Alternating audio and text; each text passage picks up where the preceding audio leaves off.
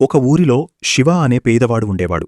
అతను ప్రతిరోజూ గుడికి వెళ్ళి, స్వామీ, నా కష్టాలు తీర్చు, నీ దర్శనం కోసం ఎన్నాళ్లుగానూ వేచి చూస్తున్నాను అని దేవుణ్ణి వేడుకునేవాడు.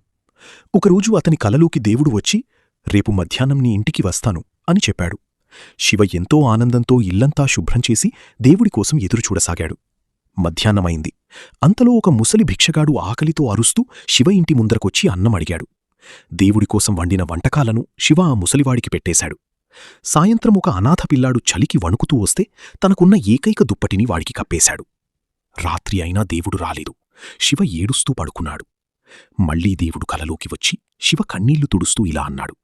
శివా, నేను రాకపోవడమేంటి? ఈరోజు నీ ఇంటికి 2 సార్లు వచ్చాను. ఒకసారి ఆకలితో ఉన్న ముసలివాడిగా, మరోసారి చలితో వణుకుతున్న పిల్లాడిగా వచ్చాను. గుడిలో రాతి విగ్రహంగా ఉన్న నన్ను చూడటం కంటే తోటి మనిషి కష్టంలో నన్ను చూశావు చూడు, అదే నిజమైన భక్తి. ఆ మాటలకు శివకు జ్ఞానోదయమై దేవుడి కాళ్లపై పడ్డాడు.